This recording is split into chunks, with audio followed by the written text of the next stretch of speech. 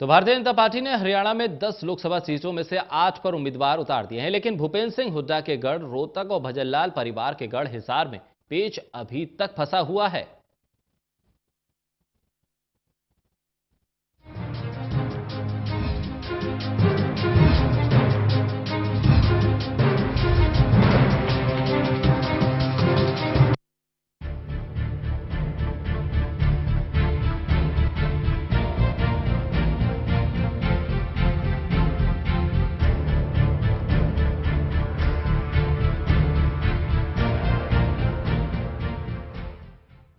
रोहतक और हिसार लोकसभा सीट पर बीजेपी के उम्मीदवारों को लेकर अभी भी बीजेपी आलाकमान किसी अंतिम फैसले पर नहीं पहुंच पाई।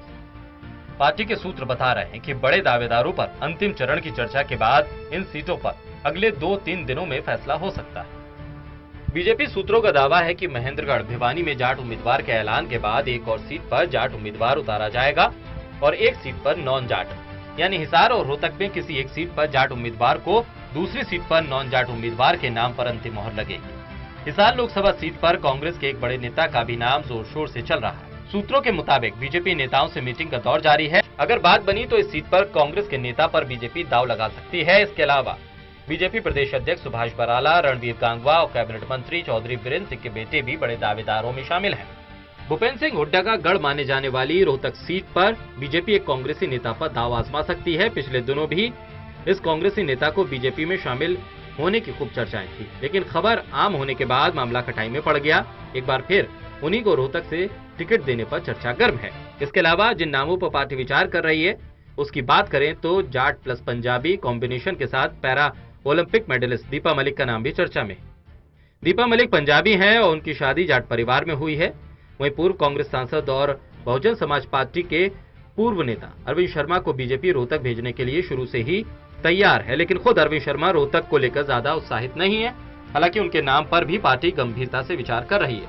अहिरवाल के बड़े नेता और गुड़गांव से बीजेपी के मौजूदा सांसद राव इंद्रजीत भी कह रहे हैं कि पार्टी ने 5 मौजूदा सांसदों को टिकट देकर सही काम किया और बाकी 2 सीटों पर जल्द ही मजबूत दावेदार सामने आएंगे। देखिए, हमारे हरियाणा के अंदर 5 MLAs, 5 MPs नॉमिनेट किए गए हैं। 2 MPs या तो पार्टी छोड़ के चले गए थे या उनकी सेहत अलाउ नहीं किए थे। हम 7 MPs भारतीय जनता पार्टी के 2014 में जीते थे। तो मैं अकेला ही नहीं बल्कि मैं समझता हूं कि पार्टी ने हम 5 के ऊपर विश्वास किया है और जो नए चेहरे उतारे हैं बाकी सीटों के ऊपर जो 3 का डिक्लेयर हुआ है वो भी मैं समझता हूं कि बड़ी सोच बूझ का इस्तेमाल करके उतारे हैं। तो ये 8 सीटें मैं समझता हूं ऑलरेडी भारतीय जनता पार्टी की झोली के अंदर हैं। 2 रोहतक की और हिसार की जो सीटें हैं इसका इंतजार है, इसको टिकट देंगे। पर मैं समझता हूं कि जिस तरह से सोच विचार करके और ये 8 सीट बांटी हैं, इन दोनों के ऊपर भी उचित उम्मीदवार उतारे जाएंगे और 10 की 10 सीट भारतीय जनता पार्टी की। हरियाणा के मुख्यमंत्री मनोहर लाल खट्टर रविवार देर रात दिल्ली में इन 2 सीटों को लेकर फिर से आलाकमान के कुछ नेताओं से संपर्क साध सकते हैं। इसके अलावा बीजेपी में शामिल अरविंद शर्मा करनाल से टिकट न मिलने के बाद लगातार दिल्ली में बैठक कर रहे हैं, लेकिन इन दोनों ही सीटों पर फैसला आलाकमान को करना है क्योंकि चुनौती हुड्डा का गढ़ और भजनलाल के गढ़ को तोड़ने की है। दिल्ली से टोटल न्यूज के लिए विनोद लांबा की रिपोर्ट। तो हमारे साथ इस वक्त राजीव जेटली जी भारतीय जनता पार्टी से हमारे साथ फोन लाइन पर जुड़ रहे हैं। जेटली जी, सबसे पहले एक ही सवाल कि 2 सीटों पर मंथन है, क्या पेच फंसता हुआ नजर आ रहा है? कहा यह जा रहा है कि कुछ कांग्रेस के नेता हैं, एक बड़े वरिष्ठ नेता हैं जिनका नाम लगातार चल रहा था, उनकी आपकी पार्टी में आने की संभावना है, लिहाजा तमाम आंकड़े और तमाम समीकरण अभी देखे जा रहे हैं, वेट एंड वॉच की स्थिति है। कहां से आप चर्चा कर रहे हैं? कौन सी सीट के लिए बात कर रहे हैं जी? और किस सीट की बात कर रहे हैं? 2 वो सीटें जिस पर अभी तक उम्मीदवारों के नाम का ऐलान भारतीय जनता पार्टी ने नहीं किया है। भारतीय जनता पार्टी के मौजूदा पदाधिकारी कार्यकर्ता से ही ये सीटें दी जाएंगी और आपके सामने होंगी। बहुत जल्द ये सीटें की घोषणा कर दी जाएगी।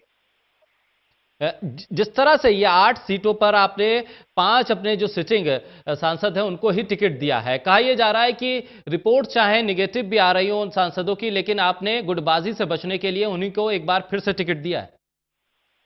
नहीं, सभी की रिपोर्ट अच्छी आ रही है, किसी के ऊपर कोई इल्जाम नहीं है किसी भी तरीके का। आप कैसे कह सकते हैं कि किसी की रिपोर्ट नेगेटिव आ रही है? कृष्णपाल गुर्जर की जनसभा में उनके खिलाफ नारेबाजी होती है, कलराज मिश्र को रैली में हस्तक्षेप करना पड़ता है और आप कहते हैं रिपोर्ट पॉजिटिव है। आप नारे किसी के खिलाफ लगा देंगे तो उसकी रिपोर्ट नेगेटिव हो जाएगी क्या? नहीं, पिछले लगातार 2 महीनों से राजीव जेटली जी आप इनकार कर सकते हैं क्योंकि आपने उन्हें उम्मीदवार बना दिया है, लेकिन हकीकत शायद आप भी जानते मैं हैं। आपसे केवल इतना पूछ रहा हूँ कि क्या किसी के खिलाफ नारे लगा देने से उसकी रिपोर्ट नेगेटिव हो जाती है? नहीं, अगर जनता के बीच वो इतने लोकप्रिय हैं तो उनके खिलाफ नारेबाजी का कहां से सवाल उठ जाता है? नारेबाजी जब विपक्ष में जब भी कोई राजनीतिक दल होता है, विपक्षी भी नारे लगा सकते हैं। नहीं, रैली तो आपकी थी, वो आपके कार्यकर्ता थे, रिपोर्ट नेगेटिव कर दी जाएगी। आपके कार्यकर्ता थे, किसी पब्लिक मीटिंग में ये नहीं हुआ था, बीजेपी का कैडर था वहां पर। तो कोई कार्यकर्ता नहीं था, कोई हमारा पदाधिकारी नहीं था, कोई हमारा ऑफिस बेयर नहीं था। तो बिना कार्यकर्ताओं में कलराज मिश्र क्या करने गए थे वहां? हेलो जी, क्या बोला आपने? कलराज मिश्र जी प्रभारी हैं, वो कार्यकर्ताओं को तो संबोधित करने गए थे। तो आप भी बैठ सकते थे उसके बीच में, आप भी नारे लगा सकते थे। मैं क्यों नारे लगाऊंगा? मेरा काम नहीं नारे लगाना। कार्यकर्ताओं की मीटिंग के अंदर नहीं जेटली जी, आपको अगर इनकार करना हो तमाम चीजों से इनकार कर सकते हैं, लेकिन इस तरह से आप ये नहीं कह सकते कि मैं भी नारे लगा दूं। वहां पर आपके कार्यकर्ता थे और उन्होंने बाकायदा ऑन कैमरा इस बात को कहा है। मैं इसलिए सवाल कर रहा हूं क्योंकि ऑन कैमरा वो चीज रिकॉर्ड हुई है। आप ही बोल लीजिए, फिर मैं बोलता ही नहीं। नहीं तो आप बताइए ना, ऑन कैमरा जो चीज रिकॉर्ड हुई है आप इससे इनकार कर सकते हैं, लेकिन मैं जानना चाहूंगा फिर भी कि आखिर क्या मापदंड रहे। आप बोलते रहेंगे तो जानेंगे कहां से? नहीं, आप जवाब नहीं देना चाहते तो आप इनकार कर सकते हैं। मेरा काम ही बोलना है और बोल के ही मैं आपसे सवाल कर रहा हूं, इसीलिए जवाब आपसे चाहिए मुझे। कर रहे हैं, जवाब दे रहे हैं मुझे। आप सवाल कीजिए, जवाब मैंने सवाल फिर मेरा वही है, सवाल फिर मेरा वही है कि क्या वजह रही? जो कहा जा रहा है, एक परसेप्शन ये है कि अगर आप टिकट नहीं देते तो शायद एक गुटबाजी का कारण भी बन सकता था। आपने उस तमाम चीजों को काउंटर किया है। देखिए, किसी भी राजनीतिक दल के अंदर किसी के खिलाफ भी अगर कोई नारे लगाता है, किसी पब्लिक मीटिंग के अंदर और भी लोग आ जाते हैं जी, जिनका कोई पार्टी से लेना देना नहीं होता और वो नारे लगा देते हैं, तो उससे आप ये आंकलन नहीं करते हैं कि उसकी नेगेटिव रिपोर्ट हो गई। चलिए ठीक है। किसी के खिलाफ भी नारे लगा देने से और किसी के फेवर में नारे लगा देने से क्या उसको लोकसभा या विधानसभा की टिकट मिल जाती है? उसका पॉजिटिव रिपोर्ट हो जाती है? अगर ऐसे टिकट मिलती होती तो 5 आदमी भेज के नारे लगवा दीजिए और टिकट दिलवा दीजिए किसी को भी। ठीक है, नारेबाजी से कुछ नहीं होता। केवल ढींगरा साहब कांग्रेस के प्रवक्ता हमारे साथ जुड़े हुए हैं। केवल जी, जो रिपोर्ट थी और जो तस्वीरें सबने देखी, कहा यह जा रहा है भारतीय जनता पार्टी की तरफ से वो तमाम चीजें विपक्ष की तरफ से करी जा रही थी और विपक्ष के लोग उसमें शामिल थे। कितनी हास्यास्पद बात है। देखिए, पब्लिक को ये कांग्रेस के लोग बताते हैं या विपक्ष के लोग बताते हैं, इनको ये समझ में आ रहा है कि हमने 5 साल के अंदर जिस तरह से हरियाणा 3 बार जलाया, जिस तरह से हमने हरियाणा की दुर्गति की, जिस तरह से हमने नौकरियों की बात करके नौकरियां उनको दी नहीं, जिस तरह से किसानों को स्वामीनाथन की रिपोर्ट के बारे में अपने मैनिफेस्टो में लिख के उनको दिया नहीं C2 फॉर्मूला, किस तरह से इन्होंने नोटबंदी और GST करके 50% फैक्ट्रियां बंद करवा दी, जिससे लोगों का सीधा नुकसान हुआ, किस तरह से अर्थव्यवस्था का बुरा हाल किया।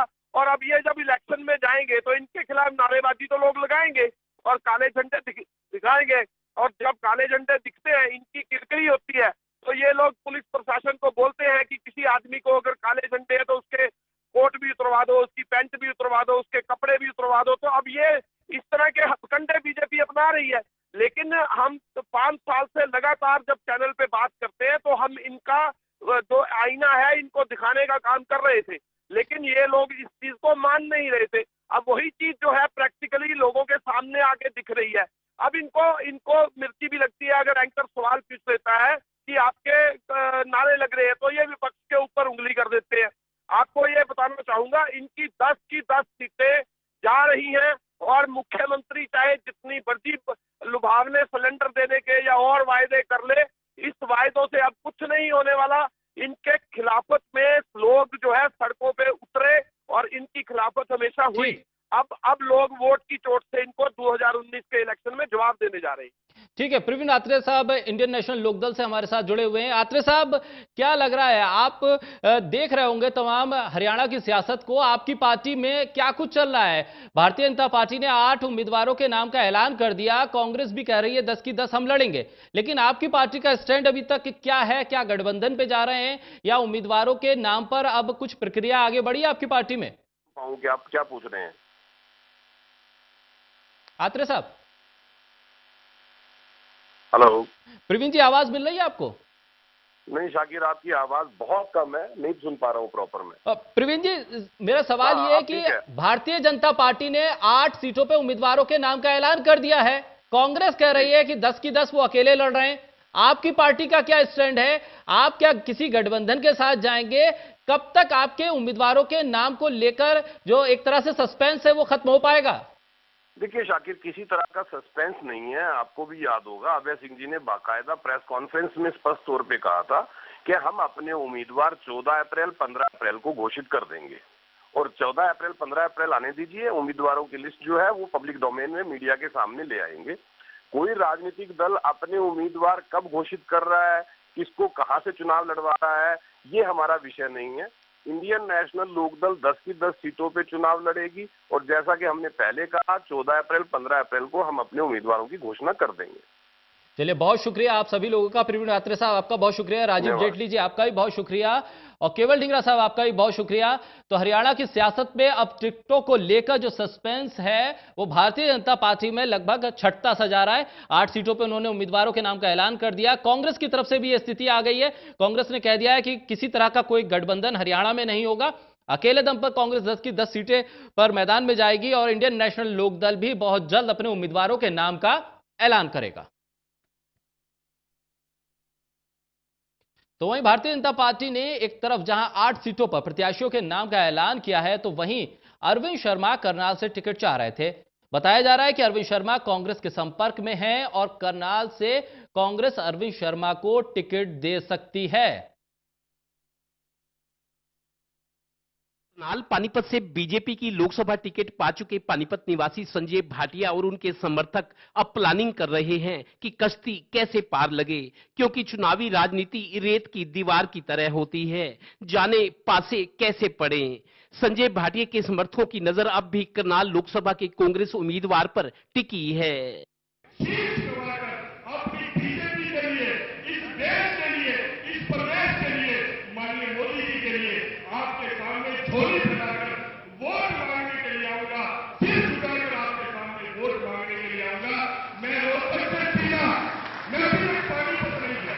अंदर की बात यह है कि कांग्रेस करनाल सीट के लिए डॉक्टर अरविंद शर्मा के संपर्क में है, क्योंकि वो बीजेपी को उसी के दांव से चित करना चाहती है।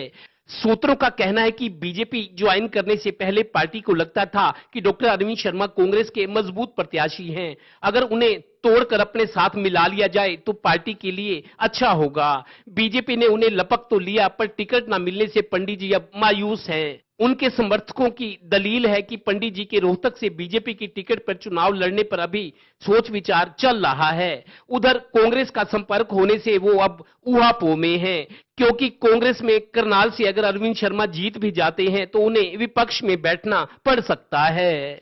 इस स्थिति से भी वो डर रहे हैं, यानी एक तरफ करनाल तो दूसरी तरफ रोहतक, एक तरफ कांग्रेस की पेशकश तो दूसरी तरफ बीजेपी का ठोस आश्वासन, यानी पंडित जी दुविधा में हैं, और ये भी कि अभी भी उनके दोनों हाथों में लड्डू हैं।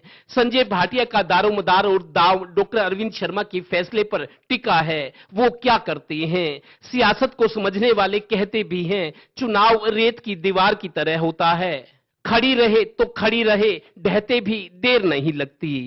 कैमरामैन धर्मवीर के साथ Devendra Kathoria, Total News, Panipat bureau.